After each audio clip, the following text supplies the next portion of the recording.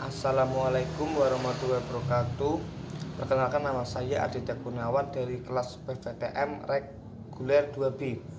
Di sini saya akan menjelaskan materi tentang pertemuan 1 sampai pertemuan 7, teori belajar dan pembelajaran.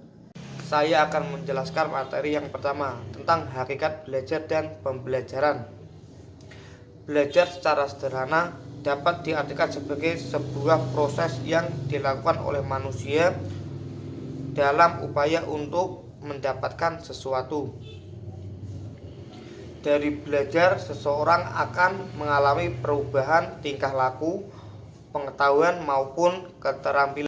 Pembelajaran secara sederhana dapat diartikan sebagai kegiatan yang dilakukan untuk meningkatkan intensitas serta kualitas belajar pada seseorang yang belajar, sehingga proses belajar menjadi lebih terstruktur dalam mencapai tujuan belajar yang diinginkan.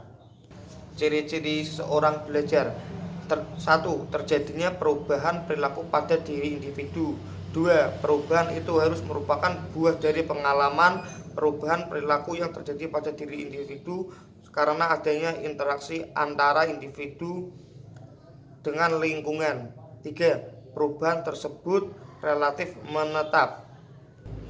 Pembelajaran yang sering kita jumpai di lingkungan kita: 1. Pendidikan formal. 2. Kegiatan KO kurikuler atau kegiatan di luar kelas sebagai tugas mapel.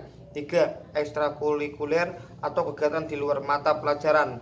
4. Ekstramural atau kegiatan proyek yang di luar kurikulum sekolah. 5. Pendidikan non-formal atau kursus. 6. Pendidikan jarak jauh, tak terbatas waktu dan tempat. Dan itu tadi materi tentang hakikat belajar dan pembelajaran. Selanjutnya saya akan menerangkan tentang materi yang kedua, tentang teori behavioristik. Menurut teori behavioristik, belajar adalah perubahan tingkah laku sebagai akibat adanya interaksi antara stimulus, rangsangan, dan respon tanggapan. Dengan kata lain, belajar merupakan bentuk perubahan yang dialami siswa dalam hal kemampuannya untuk bertingkah laku dengan cara yang baru sebagai hasil interaksi antara stimulus dan respon. Seseorang dianggap telah belajar sesuatu jika ia dapat menunjukkan perubahan pada tingkah lakunya. Dari selanjutnya saya akan membahas tentang teori belajar konstruktivisme. Pengertian: teori konstruktivisme didefinisikan sebagai pembelajaran yang bersifat generatif, yaitu tindakan mencipta sesuatu makna dari apa yang dipelajari. Konstruktivisme sebenarnya bukan merupakan gagasan yang baru. Apa yang dilalui dalam kehidupan kita selama ini merupakan himpunan dan pembinaan pengalaman demi pengalaman. Ini menyebabkan seseorang mempunyai pengetahuan dan menjadi lebih dinamis. Ada sejumlah ciri-ciri proses pembelajaran yang sangat ditekankan oleh teori konstruktivisme. Akan pada proses belajar, bukan mengajar. 2. Mendorong terjadinya kemandirian dan inisiatif belajar pada siswa. 3. Memandang siswa sebagai pencipta kemauan dan tujuan yang ingin dicapai. 4. Berpandangan bahwa belajar merupakan suatu proses, bukan menekankan hasil. 5. Mendorong siswa untuk melakukan penyelidikan dan lain-lain.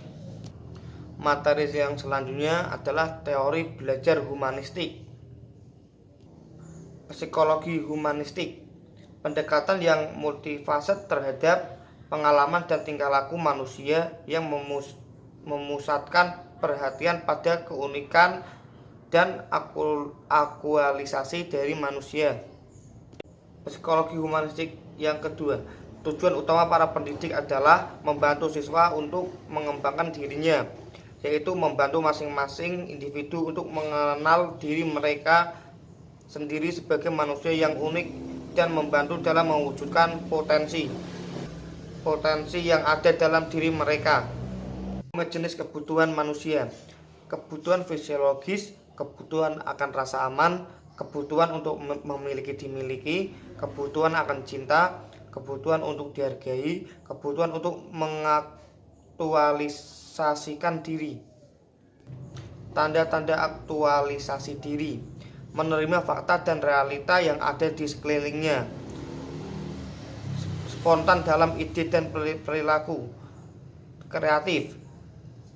Saya apabila ada kesalahan dalam mengucapkan kata, saya meminta maaf sebesar-besarnya. Assalamualaikum warahmatullahi wabarakatuh.